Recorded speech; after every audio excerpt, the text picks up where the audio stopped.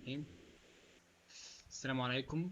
النهارده الحلقة ال 34 من برنامج ذكاء منشو. البرنامج فكرته إن كل مرة بنستضيف حد بيدرس في دولة معينة أو اتقابل في بروجرام معين عشان نقدر نفيد باقي الطلبة إن هما إزاي ممكن يدرسوا في الدولة دي مثلا أو يتقابلوا في البروجرام ده. النهارده معانا زياد عابر، هو خريج دفعة 23 ستيم 6 أكتوبر، وهو حاليا بيدرس في كندا. ازيك يا زياد، عامل ايه يا كبير؟ كله الحمد تمام؟ لله الحمد لله. حبيبي اخبارك؟ الحمد لله. تمام. قولي بقى يا كبير، ايه الدنيا بقى يعني؟ ازاي؟ ايه؟ والله هو انا ممكن اقول ان هي مش مختلفه قوي عن امريكا، ما عدا طبعا يعني اكبر حته واللي هي الحته المهمه بالنسبه لنا كلنا، حته الفلوس.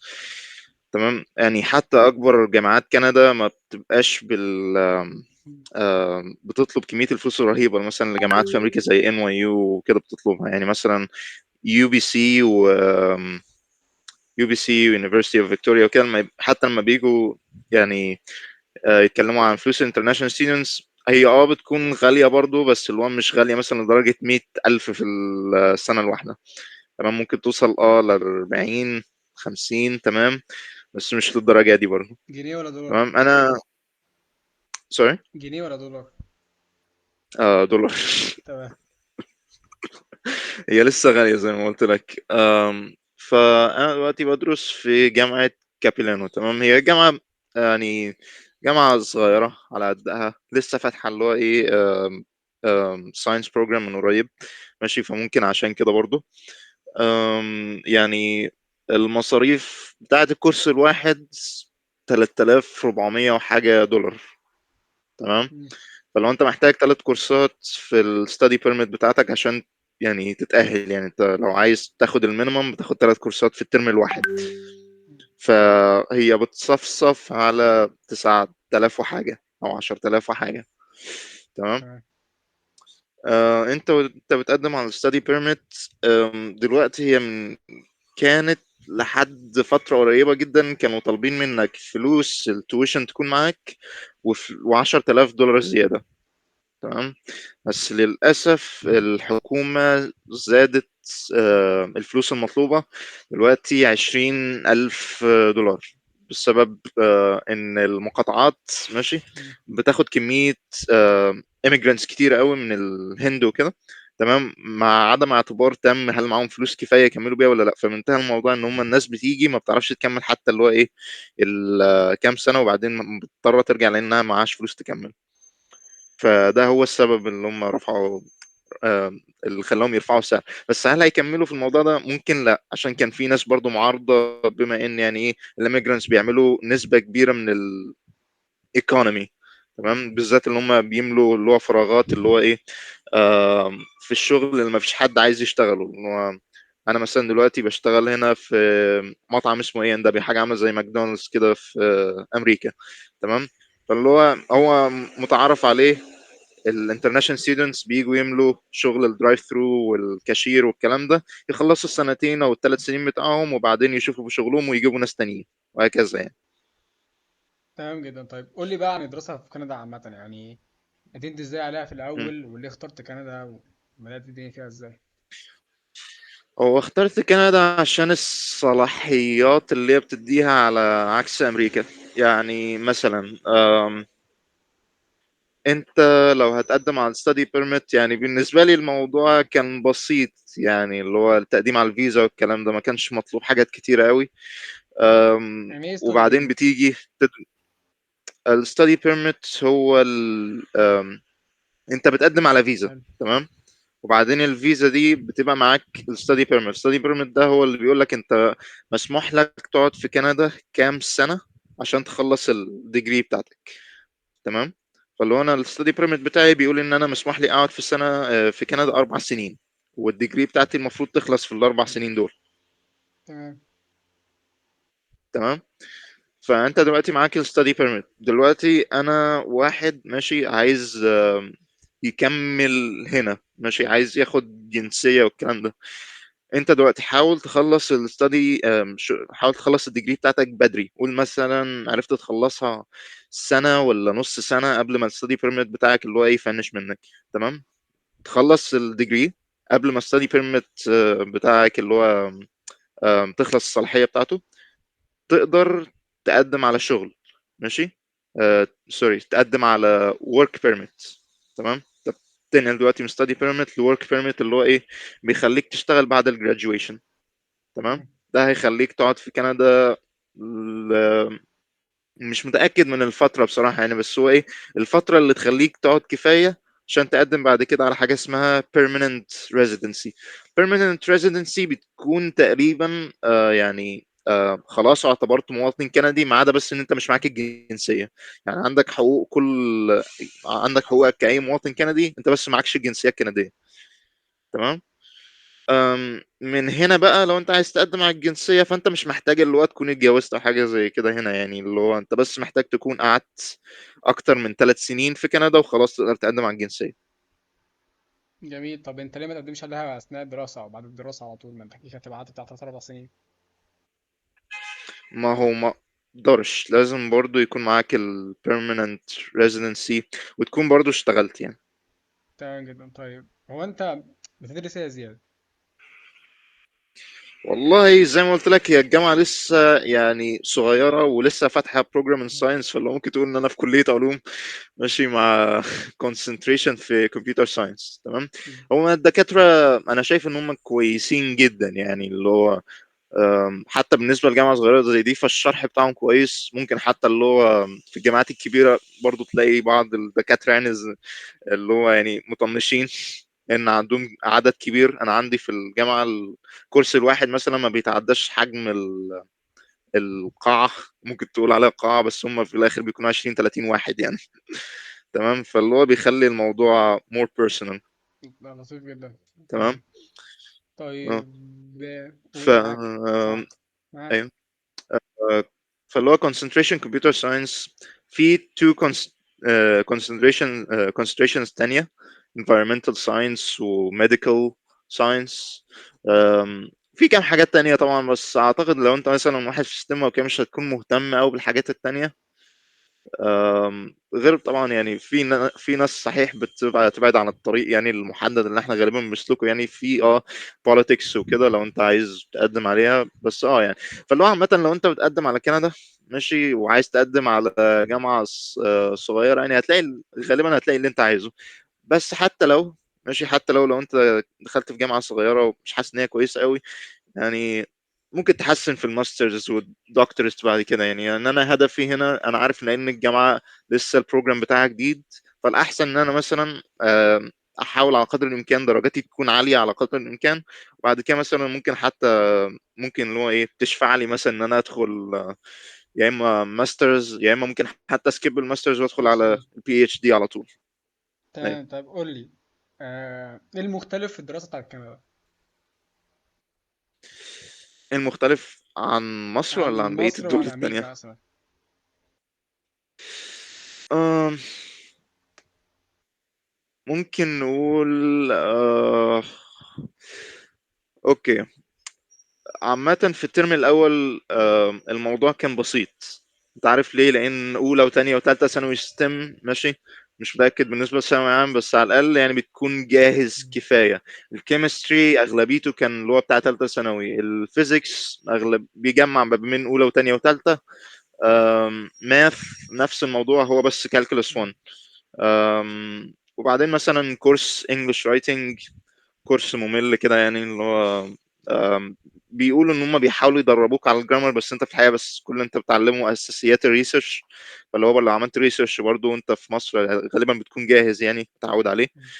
آم، تقريبا كورس كمان كنت خدته كورس كمبيوتر ساينس، لان انا باخد الكونسنتريشن ده. فبرضه يعني كان حاجات بسيطه يعني. فاللي هو حتى لو انت مثلا عايز تركز على شغلك في الترم الاول، انا مثلا اشتغلت زي ما قلت لك اللي هو كنت شغال في اللي هو المطعم ده، وبعدين كنت بدي دروس، وكنت شغال في جامعة. كل ده يعني اللي هو في الترم الأول. وكان عادي يعني، عرفت أعدي بدرجات زي الفل يعني، جي بي اي كويس برضو. تمام. لا، وكان وقت المذاكرة تقريبا ما كانش فيه، يعني اللي هو ساعتين كل يوم وخلاص كده وعديت يعني. بس المشكلة ان ده ما بيكملش معاك بعد كده. انا جربت الترم التاني الترم التاني كان عندنا مادة اسمها linear algebra. عارفها. تمام. المادة دي ايوه عارفها. فانت اكيد عارف المعاناة، يعني كمية حاجات theoretical ماشي محتاجة تتذاكر، ما ينفعش ان انت تتهرب منها، محتاج تحل كتير كده. فان انت ما ينفعش تكون مثلا زانق نفسك للدرجة دي. تمام. فانا شغال اللي هو ايه الاي ان دبليو دلوقتي والمطعم ده، وبدي دروس يعني على حلو. الجنب. طب انت بتدي دروس ازاي؟ والله في صفحة اسمها سوبر مم. بروف. تمام. انت بتسمح لك ان انت تشتغل في الدولة اللي انت فيها، ما ينفعش ان انت تكون في مصر وحاول تدي دروس في مم. كندا مثلا. تمام. فانا قدمت على الصفحة، خليت كام فرد من العيلة يكتب لي ريفيو كويس. حتى انا ممكن اكون اللي كتبته بنفسي اصلا يعني. ماشي. وبس يعني جت بعد فترة ناس بتبقى مزنوقة فترة امتحانات أو حاجة زي كده. ماشي. بتبقى توطي السعر مثلا عشان تقدر تنافس ما بين الناس الكتيرة اللي موجودين هنا على الصفحة يعني. ويعني حظي كان كويس، دخلت عليا أم، كام واحد عايزين مثلا درس ايام الامتحانات، واحيانا بيبقوا عايزين يكملوا معاك لو لقيت ان انت كويس في فترة الامتحانات دي يعني. تمام. طب هو درس السنة كام مثلا؟ مدرس ايه؟ اولى ثانوي تانية ثانوي. انا عندي قريب بيدي برضو لناس في ابتدائي واعدادي يعني. فعلى حسب يعني، مش هيجوا لك مثلا طلاب جامعة اللي هم عايزين دراسة، مع ان في واحد جالي كان يعتبر اسمها ايه ايه كليات صناعية. معهد يعني من الاخر كان معهد، وكان عايز بس يأكد على شوية حاجات ماث وكده يعني. بس غالبا بيكونوا ثانوي يعني، عشان بيبقوا عايزين يجيبوا درجات كويسة، عشان عايزين يقدموا على جامعات كويسة. لطيف. طيب. ايه مثلا المميز عن جامعات كندا مثلا عن الجامعات التانية؟ يعني مثلا نظام التدريس جوه عامل ازاي؟ انت قلت لي 3 كورسات مثلا، ده المينيمم. مثلا امم. ايوه. المعامل مثلا يعني فاهم، ايه اللي انت حاسه مثلا مختلف عن ان انت لو كنت ايوه. كملت هنا مثلا في مصر، او مثلا كنت دخلت حاجه زي الاي يو سي هنا؟ اوكي. اوكي تمام. انا خدت 5 كورسات في الترم الاولاني. تمام. الفيزيكس والكيمستري كانوا كويسين عشان اقدر اتكلم شخصيا مع الدكتور وكده، اللي هو ممكن اروح الاوفيس اورز في اي وقت لو انا مش فاهم حاجه. وغالبا بيكونوا متعاونين جدا، لانهم يعني ايه قلما ما بيلاقوا حد بجد مهتم يعني، لان مثلا اغلبيه الكنديان ستودنتس مش فارقه معاهم قوي طالما بيعدوا. تمام. مم. دي الفكرة يعني. أم، في الكمبيوتر ساينس مثلا بيبقى في حصة لاب مخصوصة لازم تحضرها، يعني اللي هو غير ان انت مثلا بتدرس النظري في حصة، لازم تطبق في اللاب. الفيزيكس والكيمستري برضو نفس الموضوع، بيبقى فيه لاب، وبيبقى لاب موتر جدا، لازم انت تعمل كل حاجة بنفسك. انا عملت تجارب مثلا كيمستري 3 ساعات. ماشي. بتبقى تدخل، بتبقى عارف التجربة شغالة ازاي. الدكتور بيسيبك تعمل كل حاجة، غير لو انت محتاج تتأكد من خطوة معينة عملت حاجة غلط هو اللي بيجي يصلحها لك. لو فشلت في خطوة معينة مثلا ممكن تعيد التجربة مم. كلها، ممكن ما يبقاش في وقت اصلا فالتجربة راحت عليك. وانت المفروض مثلا تعدي، يعني لازم تعدي من اللاب عشان تكون مم. نجحت في يعني الكورس. اصلا. فاللي هو مم. اللاب برضو مهم جدا يعني. فبيبقى يعني انا عندي آم، قريبة يعني في كندا. ماشي. فاللي هو عدت على موضوع التجارب دي وقالت ان هي فادتها قوي، لانه تقريبا نفس الموضوع اللي هي بتعمله في الشركه اللي هي بتشتغل فيها هنا يعني. هي بتشتغل في شركه اسمها ستيم سيلز، شركه مهتمه يعني بالكيمستري وكده. فقالت ان هو تقريبا نفس الكلام، واللي هو ساعدها يعني ادالها الاكسبيرينس الكافيه. حتى مثلا لو اللاب بتاع الجامعه بتاعتك مش اللي هو مجهز باحدث حاجات يعني. يعني مثلا اشتغلت بشويه تقنيات عافى عليها الزمن بصراحه، عشان مع اللايت وكده، اللي هو حاجه يعني بتسيبريت اللايت انتو ويف لينث والكلام ده. وكنت المفروض تبص من حاجه عامله زي الميكروسكوب عشان تشوف يعني الويف لينث دي وتسجلها. صحيح ان التقنيات قديمه بس تقريبا برضو بيكون قريب للي انت هتشوفه في الحقيقه في اي معمل يعني. فالمعمل البيرسونال يعني اللي هو تيتشنج وان مثلا المحاضره الواحده ساعه وتلت حاجه زي كده. فاللي هو اعتقد ان ده الفرق. بس المشكله الوحيده ان الترم بيكون صغير قوي. انت لو واحد بتاخد 5 كورسات فده اللي هو انت تعتبر خارق للطبيعة، لان العادي بيكون 3 او 4 وكده نهايتك. 5 كورسات انت بتكون بتضغط على نفسك، وبيكون الناس عارفين ان انت بتضغط على نفسك يعني. صحيح ما بتلاحظش الموضوع في الترم الاول، بس الترم التاني بيكون الموضوع فارق، لان الناس التانية لو انت بتشتغل فهي ما بتشتغلش وعندها وقت للدراسة، فبتلاقي نفسك ان انت ايه، ضعفت شوية في مستواك، رجع شوية. تمام. فبتلاقي مثلا على اخر الترم اللي هو 3 شهور، الترم بيعدي بسرعه، وممكن بتكون بتاخد حصه لحد الاسبوع اللي قبل الامتحانات، وممكن الاسبوع اللي فيه امتحان اصلا. مم. فاهم، انا عندي الجامعه نفس النظام. آه. طيب قول لي، هو انت ليه 3 4 او 5 كورسات بس؟ او الترم بيخلص في قد ايه؟ الترم بيبدأ قد ايه اصلا؟ الترم بيكون ثلاث مم. شهور 3 شهور وشويه حلو. حبتين. طيب انت بترجع بعد نهايه الدراسه، ترجع مصر؟ م- لا. بصراحه من ساعه ما جيت هنا ومستحيل تقريبا ان ارجع مصر قبل ما اخلص الديجري بتاعتي يعني، الا لو ضغطت على نفسي مثلا. ماشي، ممكن ممكن ارجع في الصيف الجاي، بس مش الصيف ده اكيد، لان انا المفروض في الصيف ده محتاج اعمل فلوس. لانك مثلا في الترم الواحد لنقل ان انت بتجمع 7000 $7000 ماشي، لانك عندك الرنت، المفروض تدفع الرنت بتاعك. تمام. الرنت مثلا بيدخل على 600 $700. انت بتاخد في الاسبوعين في الشغل، ماشي، لو انت بتقبض باي ويكلي يعني تقريبا برضو بتاخد نفس الكميه، فنقول مثلا ان انت في الشهر الواحد بتقبض مرتين. مره بتدفع فيها على الرنت بتاعك، م- ومره بتحطها على الجنب مثلا وبتاخد منها برضو اللي هو ايه عشان اكلك ومشربك والكلام ده يعني. وبتسيب بقى الباقي عشان توفره عشان الترم الجاي اللي هتدفع له.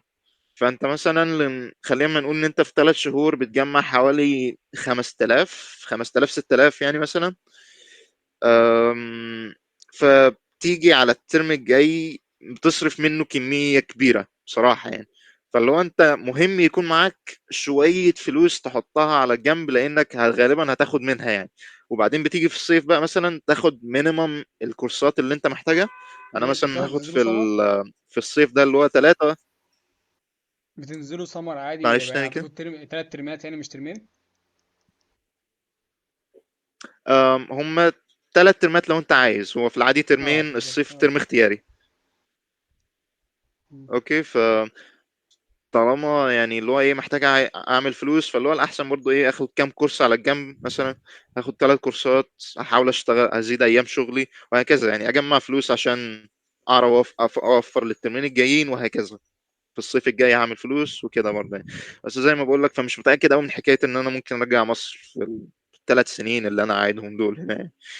فانا محظوظ مش هكدب عليك، انا عندي قرايب هنا، فعشان كده اللي هم ايه كانوا قادرين يساعدوني اول ما جيت وهكذا يعني.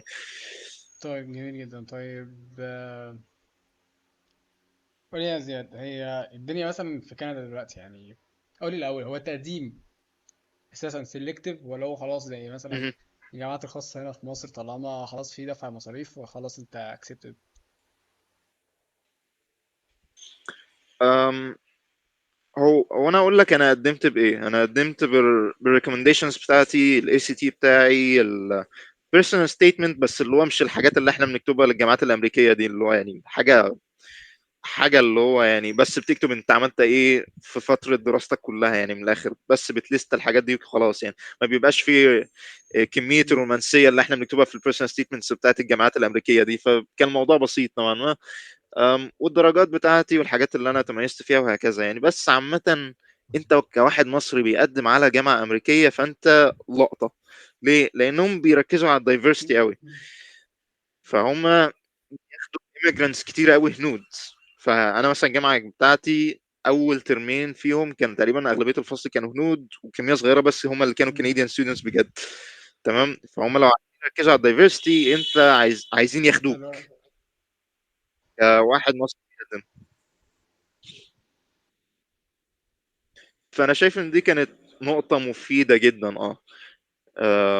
مش متاكد هي ساهمت قد ايه يعني، بس هو ما اعتقدش الموضوع سيلكتيف قوي. بالنسبة يعني للناس اللي أنا باشوفها هنا Canadian students وIndian students، أيوه بيبقوا جايبين درجات كويسة بس مش حاجات خارقة للطبيعة، يعني مش عباقرة زي مثلا الناس اللي بيجيبوا أوائل في السم وحاجات زي كده يعني. حلو. طيب مثلا رينج الاكت بيبقى مثلا محتاج كام؟ رينج الأكت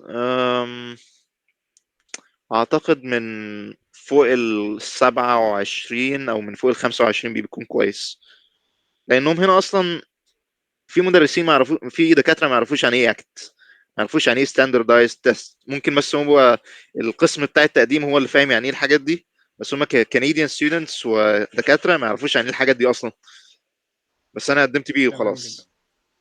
طيب كنت عايز اسالك ايه تاني؟ قول لي، وانت بقى دلوقتي انت كواحد عايز تقريبا داخل على السنه في كندا مثلا، او نص سنه بعد نص سنه بشويه، آه. انت بقى بتتعامل مع الناس ازاي؟ قاعد مثلا في السكن مع مين؟ الكلام ده كله. أوكي. هو أنا آه، أنا مش ساكن في سكن بتاع الجامعة، أنا بدفع رنت في شقة بعيد عن الجامعة شوية، تمام. المفروض برضو ان انا يعني ايه المكان ده زي ما اقول لك قرايبي ساعدوني ان انا الاقيه، تمام. بس برضو بفكر ان انا اموف اوت لو لقيت مكان ارخص شوية. المشكلة ان كندا بتمر بحاجة اسمها هاوزنج كرايسيس، تمام، بسبب كمية الاميجرانتس كتير اللي هم بياخدوها. آم، يعني انتهى المطاف ان هم عشان يوفروا فلوس ان هم مثلا بيقبلوا 3 و4 في نفس الشقة، وهي بتكون شقة ضيقة اصلا، فده غلى الاسعار على الناس التانية امم. حتى الكنديين، تمام. فالمناطق اللي هو ممكن تقول ان هي خفيفة على الجيب شوية بتكون بعيدة، بتكون بعيدة قوي عن الجامعة اللي انا فيها. فاللي هو انا لسه بدور لو اقدر اموف اوت، يعني اللي هو ايه اي مكان تاني قريب من الجامعة بس يكون ارخص شوية، بس احتمال ما الاقيش وافضل من هنا، يعني اللي هو ايه ادفع 600 حاجة دولار في الشهر، تمام. فسكن الجامعة انت كونسيدر سكن الجامعة في حالة واحدة بس، ان انت عندك اهلك امم. هيساعدوك وانت في مصر، وهم في مصر اقصد. لان مثلا سكن الجامعة ياخد منك مرتبك كله، مرتبك الشهري كله هيضيع عليه. هما صحيح بيوفروا لك ميل بلان وقعدة ونت كويس والكلام زي كده، بس يعني لسه غالي جدا بصراحة. بالنسبة للتعامل مع الكنديين، فانت انا ما اعرفش يعني بالنسبه للناس التانية اللي ممكن تكون جت هنا وممكن هتيجي هنا، بس انا مشغول لدرجه ان انا مش عارف اعمل اي نوع من انواع اللي هو الصداقات مع كنديين تانيين او هنود تانيين. فرق الثقافه شاسع بطريقه لا تتخيلها. الهنود بيفضلوا مع الهنود،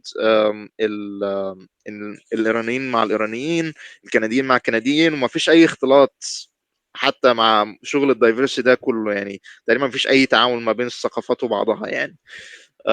بالذات مثلا لو انت مثلا عايز تتعامل مع كنديين مثلا هتلاقي ان هم مثلا عاملين دائرة صداقة معينة كملت من ثانوي دخلت على الجامعة، ما تقدرش ان انت تتدخل فيها. ممكن تعرف تتعرف على شوية ناس من الام اس اي، من اللي هو المسلم أمم. مسلم ستودنت ايوه فاهم. whatever، انت فاهم انا اقصد ايه يعني، تمام. ممكن تقدر تتعرف عليهم بس زي ما بقول لك انت كطالب مشغول قوي لو انت بتشتغل ولو انت بتذاكر. فبصراحة ما اعرفش الموضوع هيكمل كده لحد امتى، ممكن نكمل كده لحد ما اخلص، يعني بنتهي بيها الموضوع بنو كونكشن زيرو بصراحة يعني. اه اه. يعني اتمنى انه يتحسن يعني، بس لو ما عرفتش اعمل هنا غالبا هيكون في الماسترز او الدكتورز بقى يعني. انا اتعرفت على كام واحد مصري بس، زي ما بقول لك يعني حتى هم برضو مسحولين شغل وكده. في يعني اعرف ناس بيشتغلوا في كونستراكشن جوبز وكده، فبرضه دول مشغولين قوي. فزي ما بقول لك يعني الناس كلها مشغولة هنا، صعب ان انت تعمل علاقات غير مثلا مع الناس اللي انت بتشتغل معاهم، وبرضه دي بتكون اللي هو ايه علاقات جميل شغل جدا. بس يعني. طيب قول لي يا زياد، قول معاك سامعك اتكلم. بس اعتقد حاجة كويسة اعتقد ان انت ممكن تعملها هنا، ان انت تتعرف على الدكاترة بتوعك. الدكاترة بتوعك فاضيين، ماشي فاضيين، وزي ما بقول لك مفيش ناس كتيره مثلا بيروح لهم في الاوفيس اورز وكده. فاللي هو ان انت تعمل علاقه كويسه مع الدكتور بتاعك، دي حاجه سهله وحاجه كويسه قوي بتفيدك قوي في المستقبل. انا عملت مثلا يعني في دكتور الفيزياء بصراحه هو راجل كويس جدا يعني، ماشي كندي برضو يعني، اللي هو مش حد نعرفه بس هو شخصيه متفهمه جدا يعني، اللي هو ايه، آم، كان فاهم الثقافه بتاعتنا الى حد ما، لانه ايطالي برضو كندي 100%، كان جاي هنا برضو. هو ايه كان مثلا متفهم حته فلسطين دي كلها، تمام. فايوه كانت حاجه كويسه جدا بصراحه. وكان ساعدني مثلا اداني كام نصيحه عن المستقبل لو انا عايز اتخصص بعد كده. هو فاهم طبعا ان الجامعه بتاعته صغيره وكل ده وكل ده. فقال لي مثلا لو انت عايز تاخد كورسات في المستقبل ممكن تاخد كورسات كوانتم فيزيكس او كده على الكمبيوتر ساينس اللي معاك. ممكن تشوف مثلا لو تعرف تدخل اي حاجه لها جميل علاقه جدا بالكوانتم والله. تمام كمبيوترنج. طيب. توني ايه؟ اللهم صل وسلم وبارك على سيدنا محمد. آه ايه اللي انت مثلا حاسه مميز هنا في كندا؟ يعني انت حاسه مميز عن مثلا اي حاجه تانية كنا، يعني عن اي حاجه تانية مثلا كنت ممكن برضو تدفع فيها نفس مثلا المصاريف او حاجه، سواء الجامعه الامريكيه او سواء اي حاجه تانية.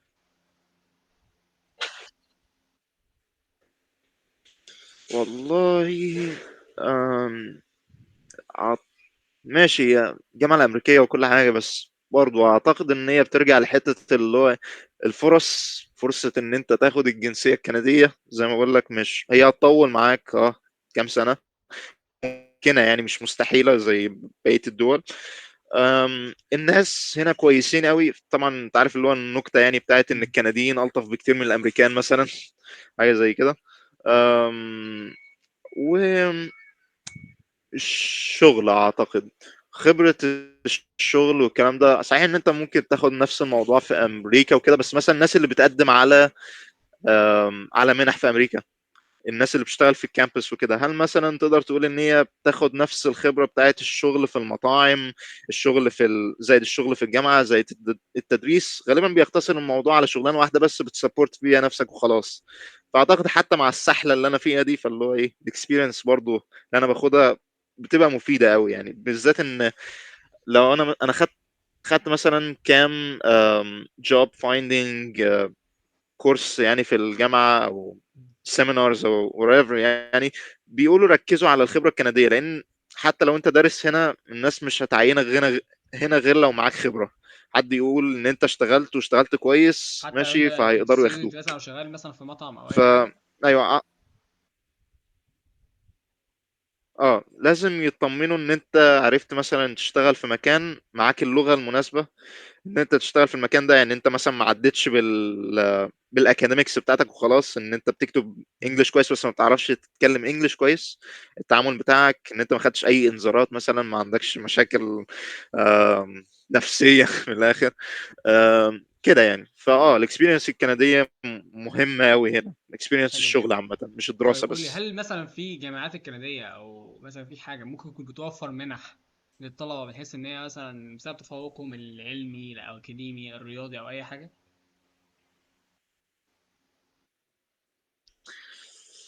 آه في الجامعات الكبيره في، بس في الجامعات الصغيره في الجامعه الصغيره اللي انا فيها دي بيدوا لك مثلا 2000 الى 500، يعني بتتراوح ما بين 500 ل 2000 او حاجه زي كده يعني.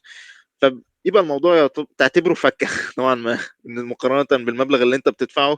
فانت عشان تقدم وتكتب وزي يعني تقديم على جامعه عادي بتضطر تكتب حاجات وتقص يعني انجازاتك وهكذا، وبيبقى عايز فولunteer ورك والكلام ده. ف بياخد وقت بصراحة، وللأسف ما عرفتش ألقط أي حاجة، لأنك برضو ما ينفعش تقدم حتى في السنة الأولى، لازم تستنى السنة التانية عشان تاخد أي منح. تمام. فما اعرفش هل البوليسي دي في الجامعة بتاعتي بس ولا في الجامعات كلها. بس أيوه يعني لسه لحد دلوقتي ما عرفتش يعني أعمل أي يوز من السكولارشيبس دي. أحاول أقدم في السنة الجاية وأشوف إيه اللي هيحصل يعني.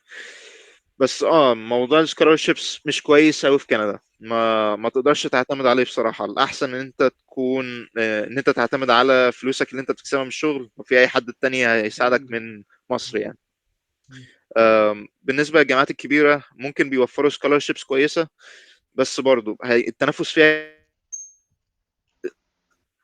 كبير برضك، كمية هنود كبيرة بيقدموا نفس الفرص، قالوا نفس الشغلانات برضه، مسؤولين نفس الساحة اللي انت فيها، وغالبا هم اللي هياخدوها لان عددهم مم. اكبر منك يعني كنسبة. هي دي كويس الفكرة. جدا، تمام. طيب، ماشي. انا كده ممكن نشوف اسئله الفورم. تمام، حابب تقول حاجه قبل ما نشوف اسئله الفورم؟ اوكي، تمام. اوكي. أم... بصراحة لا، مش تمام، متأكد. خلاص خلينا بص على اسئله الفورم كده. كان حد بيسأل ايه هي اهم الجامعات اللي هناك، وهل التعليم احسن من انجلترا ولا لا؟ اوكي. يو بي سي، University of Victoria، SFU.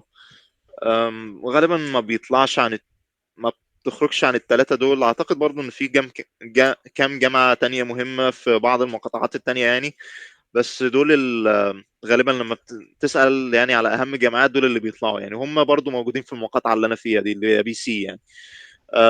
هل أحسن من الجامعات في بريطانيا؟ ترتيب جامعات بريطانيا بيكون أعلى، مم. بس الترتيب طبعا زي ما انت عارف بيدخل فيه حاجات تانية كتير. انا كواحد مثلا جاي هنا عايز تعليمي يأهلني ان انا اشتغل، ومن الشغل بس اللي هو ايه، اخد جنسية وخلاص، فمش فارق معايا قوي يعني حتة التعليم دي يعني. لو اخد دكتوراه ماشي، ممكن اسافر تمام في اي جدا. حتة طيب، واخد الدكتوراه يعني. كان حد بيسأل عايز افهم كل حاجه عن السفر بره سواء لكندا او لغيره، ازاي ممكن اقدم في ده من دلوقتي؟ يعني انت مثلا، يعني خلينا في كندا دلوقتي. انت مثلا الفيزا الكلام ده كله، الاجراءات دي عملت فيها ايه؟ قدمت عليها من امتى؟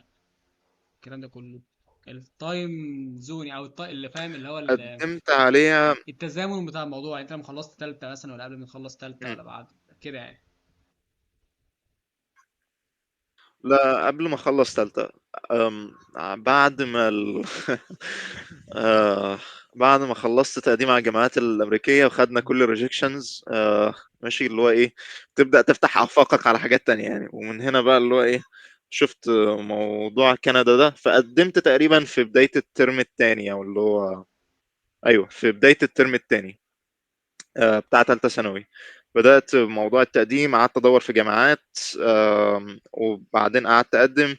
التقديم بياخد فترة بصراحة يعني، عما يعملوا بروسيسنج للكلام بتاعك وكده، ممكن ياخد كام اسبوع كام شهر على حسب. تمام. بتاخد الاكسبتنس من هنا ان شاء الله يعني. بتبدأ بقى شغل التقديم بجد يعني، بتدخل على الموقع بتاع السفارة الكندية.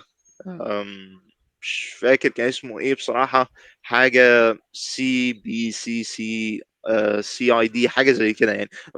الموضوع بسيط يعني، بتدخل على الموقع، بتعمل حساب عليه، بيبقى فيه زرار اسمه study permit، عايز تقدم عليه. ماشي، بيطلب منك الاكسبتنس، بتملى كام فورم.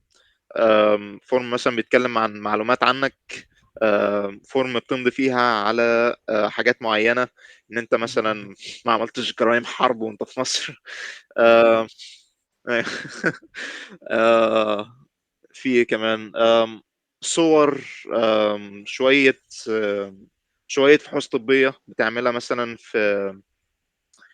في اسمها ايه، جامعة أمريكية. سوري، مش جامعة أمريكية، لا، مم. مستشفى أمريكية.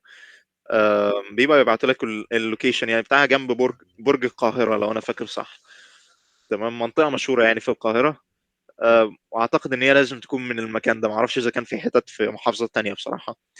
آم، ففحوص طبية. بعدين بعد ما تقدم كل الكلام ده بيطلبوك عشان ياخدوا البصمات بتاعتك.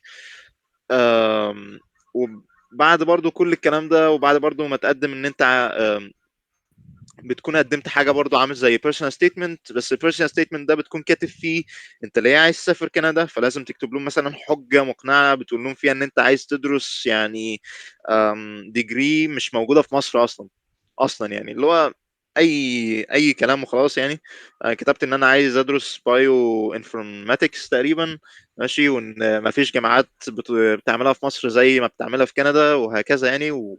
وقلت ان انا حياتي كلها في مصر، وان انا اهلي في مصر ولازم ارجع مصر بعد ما اخلص والكلام ده كله، ماشي. فلازم تدي لهم اي سبب بيقول لك يعني ان بيقول لهم ان انت هترجع مصر بعد ما تخلص دراسه على طول، مش هتكمل يعني. بس انت ممكن اساسا تكمل عشان عادي، يوافقوا ده ملوش اي علاقه يدوك باللي انت البرميشن. تعمله فعلا هناك يعني. آه، بالظبط، عشان يعرفوا يديكوا البرميشن.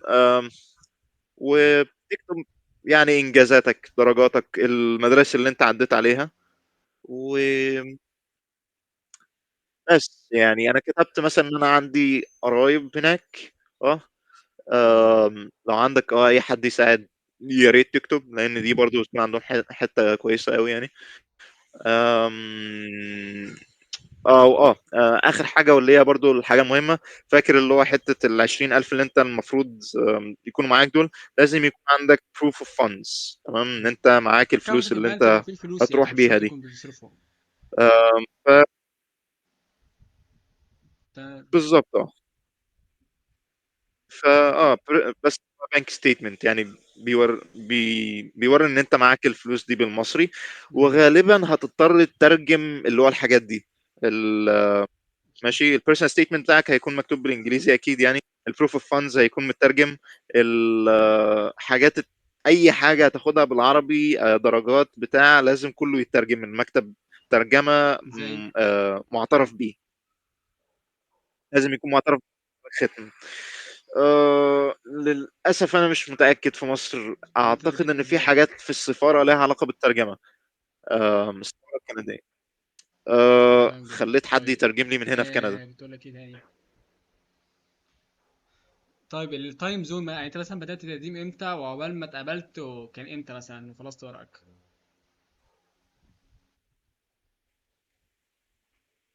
انا جيت هنا في اغسطس 2023، في قول شهر 5 أو 6. أيوة حاجة يعني كده. تقريبا ممكن يكون بدأت دي تقديم في شهر النتيجة خمسة أو بتاعت ستة التالتة او تقريبا. اول ما بانت على طول. فترة طويلة. او اول ما بانت على طول. قبل النتيجة بتاعت تالتة. يعني هي هو النتيجة قبل التالتة، النتيجة بفترة، أيوة يعني النتيجة التالتة مش مهمة وأنا بالنسبة تقريبا لهم؟ كنت. أيوة. أم... لا مش للدرجة دي، لا، أنت ممكن تقدم بالترانسكريبت بتاع سنة أولى وسنة تانية. ماشي، ممكن تقدم بدول، بيدولك فترة لحد ما تخلص الترم بتاعك، تمام، بس وبعدين ممكن بتبقى هل تبعت لهم اللي هو درجات سنة تالتة يعني. بالظبط هل الحد ممكن بس هو يرفع غالبا بتكون بسبب خدت درجات الاكسبتنس تالتة وقتها مثلا مش تقريبا. ظابطة؟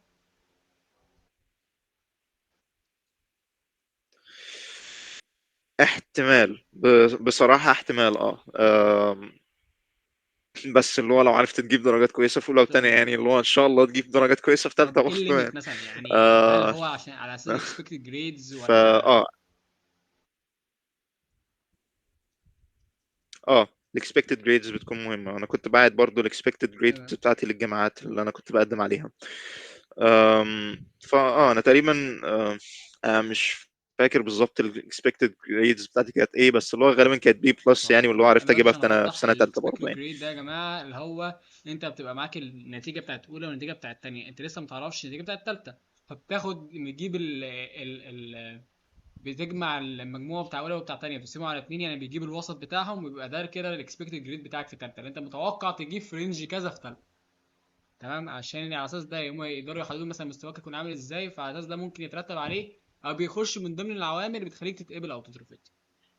بس يعني، بس هي مش الحاجه القطعه اللي بتخليك تتقبل او تترفض، يعني في ناس كتير اتقبلت ومحدش دقق اعتقد، يعني من حيث خبرتي او اللي انا سمعته يعني.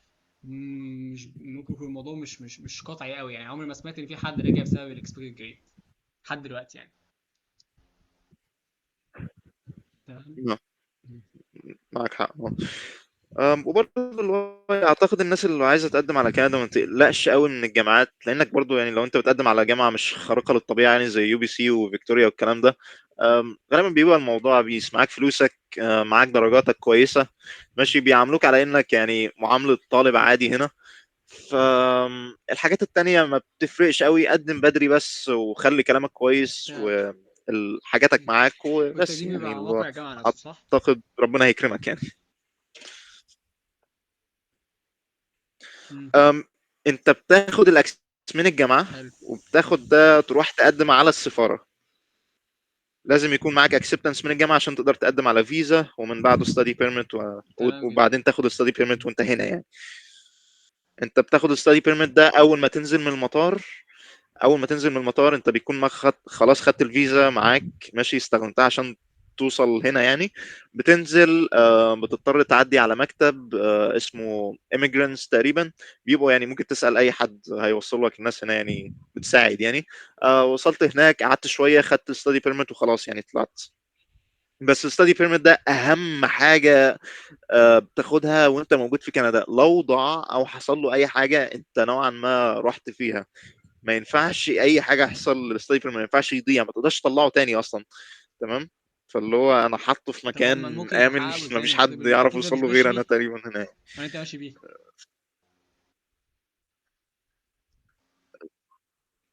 ماشي بيه في تمام، يعني الحاجات انت المهمه مثلا في الشارع او بجيبه حاجه معايا. بتاخده معاك.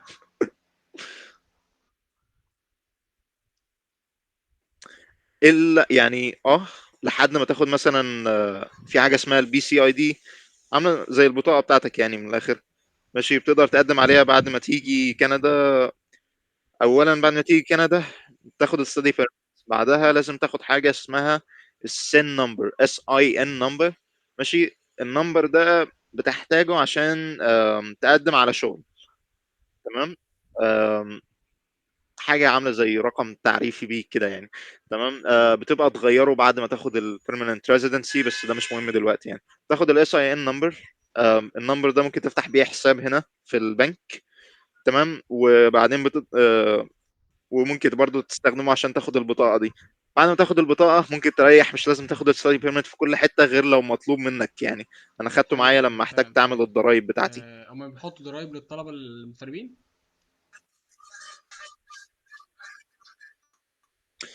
أيوه، بس يعني احمد ربك ازاي؟ بيدولك فلوس، ما بياخدوش منك يعني. أم بيبقوا من اللي انا سمعته من الراجل اللي كنت بعمل معاه الضرايب يعني. قال لي ان هم خصموا منك فلوس زياده في حته البنشن وفي حته اللي هو التاكسز يعني. فهاخد $100 هيوصل للحساب البنكي بتاعي يعني.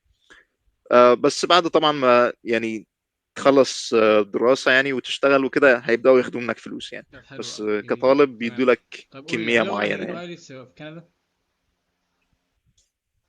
يعني انت اه. اي امتحان مش لازم ايلتس يعني، بس الدرجة لازم تكون 7 6 ونص. اغلبية الناس اللي انا بشتغل معاها مم. مثلا في الشغل بتاعي اللي هو المطعم ده عندها الانجليزي بتاعها غالبا مكسر، مش مذهل للدرجة دي يعني. نفس الموضوع هنا مم. برضه هتلاقي برضه ان انت هتقعد الانجليزي بتاعك مكسر يعني لفترة معينة، بس بعدين بتتعامل يعني. بس فهنا يعني اللي هو عادي بيس، طالما معاك 6 ونص انت كويس. او ما يعادل تمام ستة جدا. ونص في طيب الايلتس يعني. هل لازم ايلتس ولا ممكن توفل ودوينجو؟ ممكن تويفل ودولينجو عادي بس لازم تجيب درجة اعلى في دولينجو تمام جدا. طيب عشان يعني هو قول، لسه معاك جديد معاك. وكده يعني. آه، بس بس ايه عشان الحاجات اللي انت عشان مثلا بشتغل كاشير، فاللي هو الدرجة بتاعتي في الايلتس كانت لازم تكون عالية شوية. انا مثلا احتجت 8.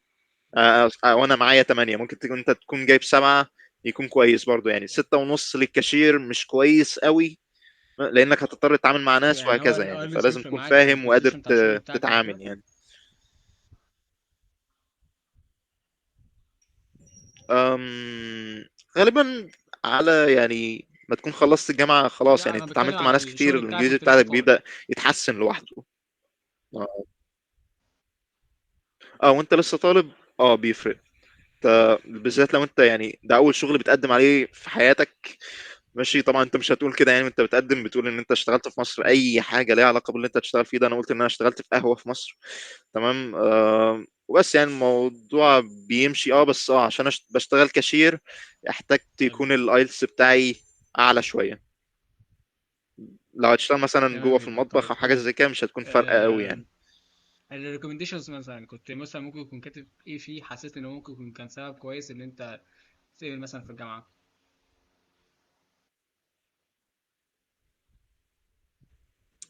recommendations والله غالبا بيكون آم، الدرجات بتاعتك طبعا، ثناء عادي ماشي زي اللي احنا بنعمله ده، وبرضه اللي هو بتقول ان انت عملت volunteer work، لان ان هم بيهتموا قوي بالحاجات دي هنا. حتى مثلا في السكولارشيبس وكده لازم تكون قدمت على volunteer work، وايه كمان مشاريع. مم. طبعا اللي هو الحاجات العاديه، المسابقات والكلام ده موجود يعني. بس أنا طبعا ما كانش عندي يعني اللي هو ما كانش عندي حاجه مثيره للدرجه دي في حته المسابقات دي. فاللي هو ما كانش عندي مثلا غير مشاريع، واللي هو الكابستون العادي بتاعنا، اسمه ايه، الدرجات. اي فولنتير ورك عملته مع الدكتور، اي ثناء عادي وخلاص يعني، تمام. ما كانش في حاجه طيب مثيره جي بي اي مثلا للدرجه دي كنت يعني. في حدود قد ايه مثلا عشان تتقبل في الجامعة؟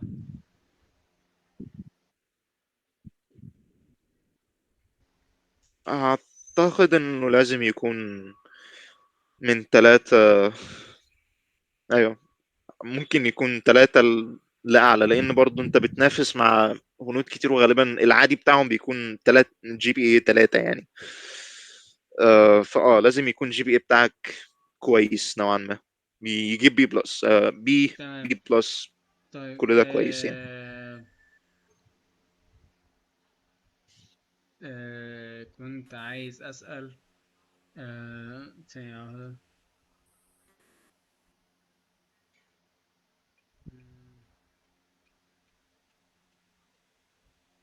هل لو محدش معاه اكتيفيتيز كتير ممكن ما يعتبرش، او ممكن يعمل ايه دلوقتي مثلا؟ هو كده كده لو يعمل ايه دلوقتي، هو لسه في تانية ان هو يبدأ يشتغل على نفسه. بس لو هو فعلا بقى في الاخر يعني ايه، حد في تالتة مثلا دلوقتي او حاجة، م. آه فاهم اللي هو خلاص ما عندوش حاجة كتير، ده ممكن مثلا يخليه يترفض.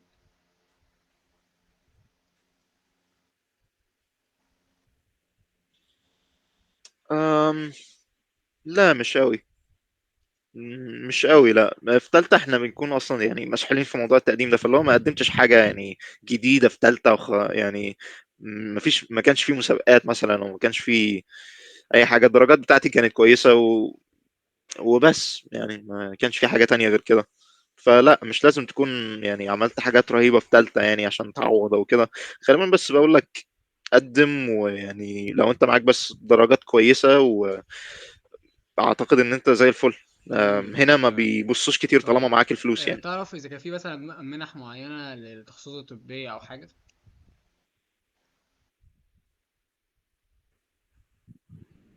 التخصصات الطبية، هو انت عارف حكاية ان انت المفروض يعني تدرس.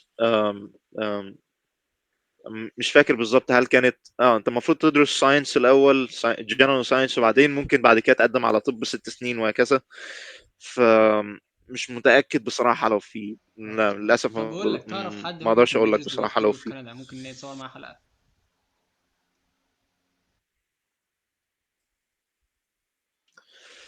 آه...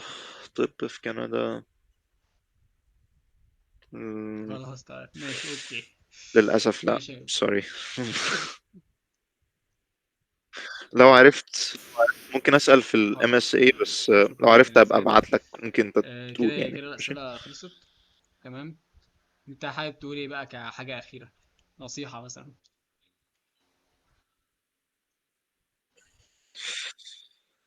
والله حاجة أخيرة يعني، هو الموضوع بيبقى مخيف في الاول ماشي، اللي هو ايه، ان انت مثلا لو انت زي مثلا اترفضت من كل الجامعات اللي انت قدمت عليها في امريكا وكده، فانت برضو ايه، خايف يمر عليك نفس الموضوع في كندا. بس زي ما قلت لك، انت طالما معاك فلوسك بيبقى الموضوع بسيط. هو الاجراءات يعني كتيرة شويتين، هي بسيطة بس كتيرة ماشي. بتضطر تملى كام فورم، كمية معلومات بقى كتيرة عن أهلك وكده يعني.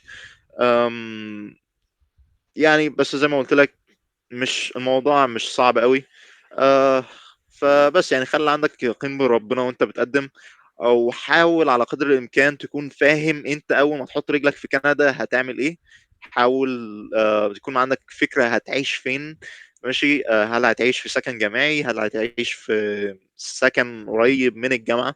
تمام. ما تحاولش تبعد قوي عن الجامعة. الشغل الساعتين اللي انت بتاخدهم بالباص دول عما توصل لجامعة حاجة متعبة جدا، لو انت عايز مثلا ايه تخلص بدري زي ما قلت لك وتحاول تاخد الجنسية. ساعتين بدري وان انت بترجع متاخر ومحتاج تذاكر وهكذا، بيبقى الموضوع صعب قوي.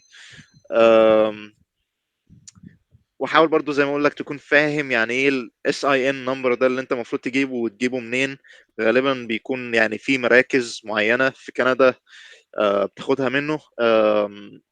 تقريبا كلها بتقدم برضو بتقدم برضو البي سي اي دي، او يعني بتكون في على حسب يعني في اماكن بتقدم الاثنين، في اماكن بتقدم واحد ده واماكن بتقدم البي سي اي دي لوحدها. فاللي هو ايه تكون فاهم ان انت المفروض تاخد الاس اي ان نمبر من مكان معين، وبعدين تاخد البطاقه بتاعتك من مكان تاني. لازم تاخد البطاقه في اسرع وقت ممكن عشان ما تضطرش ان انت ايه تاخد الستادي بيرميت بتاعك في كل حته زي ما انا قلت لك. وبعدين تفتح حساب بنكي طبعا، ومن هنا بقى تبدا تدور على شغل. فكرة الشغل ما تحسبش ان انت هتلاقي شغل على طول. في ناس بتقعد مثلا اول كام شهر ما بتلاقيش شغل. انا كنت يعني اللي هو محظوظ بطريقة مش طبيعية. في واحد كان ماشي وانا دخلت خدت مكانه على طول. تمام. فاللي هو خد التريننج مني اسبوعين لحد مثلا ايه عرفت ابدا اخد المرتب بتاعي يعني. آم، ويعني الجامعة بتاعتك حاول ما تضغطش يعني على نفسك قوي. الترم الاول ممكن يكون ماشي 5 كورسات، بس بعد كده لو هو ايه لو عرفت 4 كورسات ب4 كورسات او ممكن اقل كمان لو عرفت يعني. عشان بس اللي هو ايه ما تضغطش على نفسك قوي، تعرف تعمل كونكشنز، لان الكونكشنز في كندا مهمه بطريقه مش هتتخيلها بعد كده. في ناس اللي هو ايه لو حتى لو هي مش معاها فلوس بتحاول تروح لجامعات اكبر عشان تعرف تعمل صداقات مع ناس اغنى وعندها كونكشنز اكتر. تمام. وما تنساش موضوع الضرب ده، لان ما فيش حد بيقول لك انت تعمل ايه. فالاحسن ان انت مثلا لو عندك international student office في الجامعه بتاعتك حاول تروح تسالهم، هم يفيدوك قوي برضو ايه في حته الحاجات اللي انت متطلبه منك يعني. و تمام. ايوه يعني ما اوكي ماشي، انا بس اعتقدش كان في في سؤالين حاجه جم في تانية دماغي غير كده. فهسألهم لك وبعدين بس نتكلم. تمام، اللي انت قلت دلوقتي صفقات، فالصفقات ازاي يعني مثلا؟ اوكي. يا شو انت قلت تقريبا ان هو حاول تروح جامعة صداقات، ايوه صداقات كونكشنز صفقات صح. تمام. انا صدق. اسف. سوري. لا لا مفيش مشكله. بس يعني اللي هو انت في كندا اغلبيه الناس برضو بيروحوا جامعات صغيره برضو زيك. تمام. يعني اللي هو الا مثلا لو هم برضو ايه اغنياء. في حته مثلا في المكان اللي انا قاعد فيه اسمها نورث فانكوفر. نورث فانكوفر ده اللي هو كومباوند لوحده كده. ماشي. ناس غنيه ما شاء الله يعني بصراحه. فاللي هم بيبعتوا اولادهم على يو بي سي واس اف يو والاماكن دي. فاللي هو لو عرفت تروح هناك وتتعامل معاهم هتلاقي مثلا ناس عندها ورث وكونكشنز من اهاليها وحاجات زي كده يعني. فزي ما بقول لك فمثلا هتلاقي هنود كتير مثلا اللي انت بيدرسوا معاك في الجامعه اللي انت فيها دي. بعد ما يخلصوا سنتين او حاجه زي كده في الجامعه دي هينقلوا على طول للجامعه التانيه. ما عايزين يجيبوا اي كونكشنز باي طريقه، لانهم عارفين لو فضلوا في الجامعه الصغيره دي كل اللي يعرفوه هم هنود زيهم. هم فاهمين الحته دي كويس، فعشان كده بيطلعوا على طول للجامعه التانيه. بس طبعا عارف ان هي تكون اغلى. ماشي. فلو عرفت يعني يا ريت تروح. بس غالبا مش هتعرف لانها بتكون غاليه قوي. آه، فالاحسن ان انت تركز على خطه اللي هو المدى الطويل. خلص الجامعه بتاعتك جيب درجات كويسه قدم على الشغل، ومن شغل بقى ممكن تشتغل في او ممكن انت بدل ما تشتغل ممكن تقدم على دكتوراه وبعدين تشتغل على حسب يعني. مهما كان المجال اللي انت عايز تروح فيه academic تمام جدا، or يعني تمام جدا. workforce على ماشي. حسب يعني. قول. معلش حتة أخيرة في حتة الورك فورس دي. في كندا برضو يعني اللي هو إيه معرفش لو الناس عارفة، بس الأبحاث والكلام ده ما عادش بيجيب فلوس كتير. ناس يعني اللي هو لأن في باحثين دلوقتي كتير قوي. حتى مثلا بروجرام البي اتش دي بتاعك ممكن لو انت عرفت تاخده ممكن هيدي لك مرتب اقل من المرتب اللي انت بتاخده لو انت مثلا بتشتغل في مطعم زيي. هيدي لك مكان تقعد فيه وكده. بس الفلوس مش هتكون قدها يعني. بعد كده ممكن بعد ما تخلصوا ان شاء الله تشتغل في جامعة وكده. حاول يعني من اللي انا سمعته من الدكتور بتاعي، حاول تنشن على الجامعه اللي انت عايز تشتغل فيها. لو في اول ما في مكان يفضى تقدم عليه على طول، لان هنا موضوع الشغل بيحتاج كده، ان انت في منصب عايز تاخده محتاج تقدم عليه على طول. ماشي، فبتكون مركز عليه، هو ده اللي بتشتغل عشانه، وهو ده اللي انت عايز توصل له. بالنسبه للورك فورس الموضوع ما بيكونش كده، لو انت عايز خلاص بقى زهقت من شغل الدراسه ده كله وتقدم على شغل يعني ايه، فربنا يعينك برضو. هتكون يعني الموضوع متعب في الاول، لان ناس كتيره، يعني في ناس كتير عايزه تشتغل، والشغل يعني ايه لسبب ما بيبقى مش كتير قوي. او ده اللي انا لاحظته يعني. الشركات بتفتح مثلا ان هي عندها منصب او حاجه زي كده، بتقفل على طول بعد اسبوع او اسبوعين. فايوه الورك فورس صعبه، بتاخد فلوس اكتر. شغل البي اتش دي هتلاقي منه كتير بس الفلوس قليله، فاللي هو ايه انت تمام جدا. ونصيبك طيب بقى يعني. سؤالي التاني كان عن الجي بي اي. الجي بي اي هناك وايه بيتحسب السؤال ازاي؟ التاني؟ هل هو برضو على سكيل 4؟ 4.3 ده اعلى حاجة. آه، 4.3. تمام. كما 4.3 هو اعلى حاجه. فا اكيد. ايوه، محتاج تجيب شويه ايز يعني وكده، يعني انت فاهم طبعا. طيب فمش هو مختلف قوي يعني اللي احنا كنا بوينت بنشوفه في 3 ستيم، يعني دي لو ازاي يعني؟ انتوا ايه كنتوا يعني؟ طلاب ستيم يعني. فاهم اللي هو يعني مثلا الاي من كام، الاي بلس من كام، البي بلس من يعني ازاي يعني؟ ال 3 ال 0.3 دي الزيادة دي جت ليه؟